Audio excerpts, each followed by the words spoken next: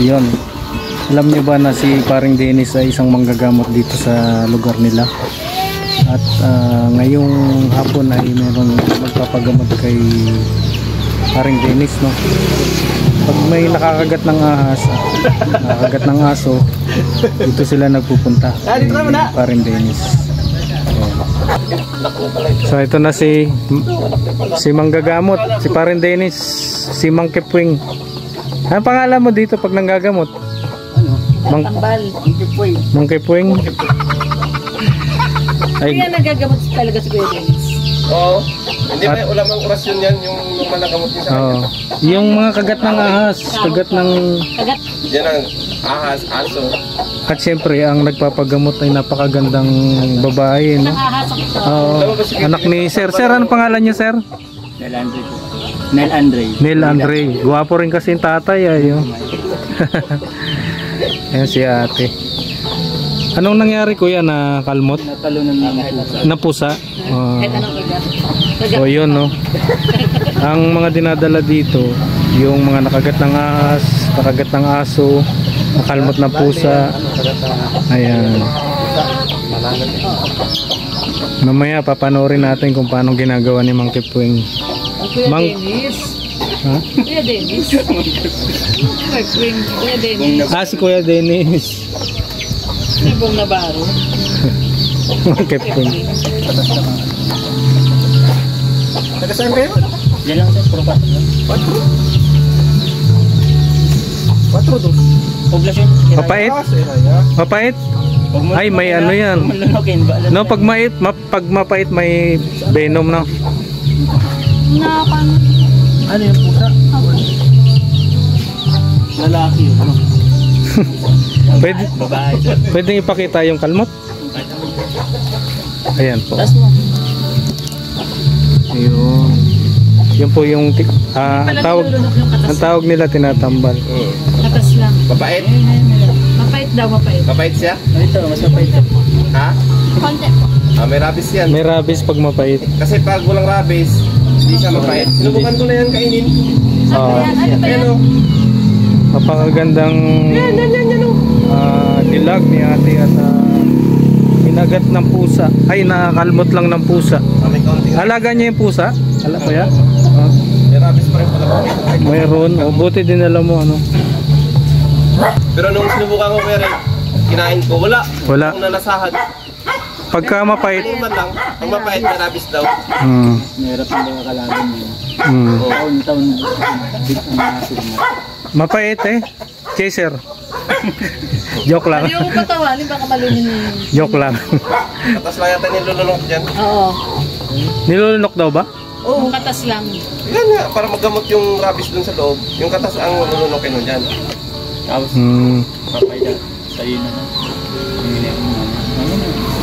Alam mo ba, pag nakagat ka ng ahas, Kuya Red, di ba nakakamatay yung kubra? Si Kuya Dennis nakasalba na ng buhay yan.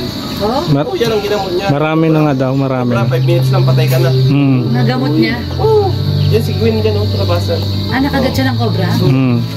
Ibig sabihin may cobra dito.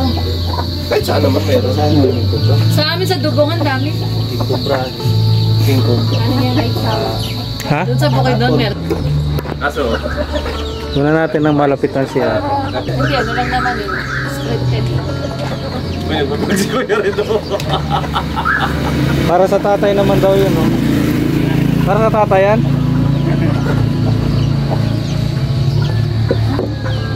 Galing pala magkamot si Kuya Dennis. Harvard pa ako nag-aaral dito. Harvard? Harvard? Ay, grabe. Walang ka-absent yun. Wala, Harvard. Basta yung kahoy na yan.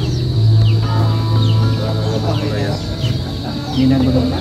Yan siguro yung ginagamot ng... Ito, yan. Ito. Yan, marin yan.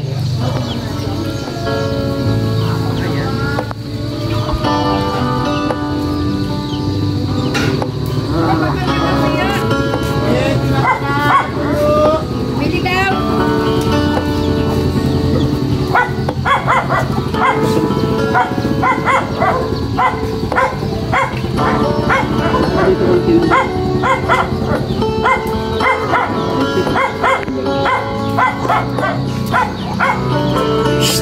Medyo mapait daw. Medyo mapait, no? Medyo mapait.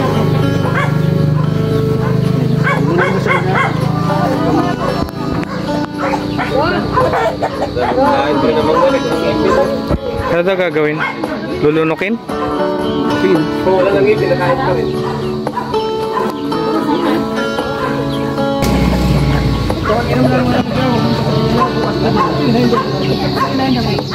Hindi natanggap. Ay, pakilala ka muna. Ano pangalan mo? Ashley Nicole po. Ha? Ashley Nicole po. Asmin Nicole. Ashley Nicole. Ingat, mag-ingat ka na ha? At sayang yung magkakagasgas yung balat mo. Thank you po. Yan. Salamat kuya. Marami spray pala yun. Pangkal mo. So yun po ang kaganapan no, sa gamutan ni Mang Kipwing at Paggamot ka rin. papagamot din ako, papatambal ako. Hindi nagaling yung sugat ko eh. Ayan. Paggamot ko rin yung sugat ko. Pagdasan yan ang suman. Sige na kayo. Ingat, ingat. Ingat, bye-bye. So yun, maraming salamat at sa short video natin ay nakita natin yung paano manggamot ng mga kagat ng ahas, kagat ng aso. Si Paring Dennis. At kilala pala siya dito bilang mananambal at manggagamot. Meron ko siya kasing Tambal, nagtatambal. meron siyang puno na dito lang makikita sa kanilang Dito lang bako. talaga meron yan. Maraming salamat sa pagsama. Spread love sa lahat. God bless.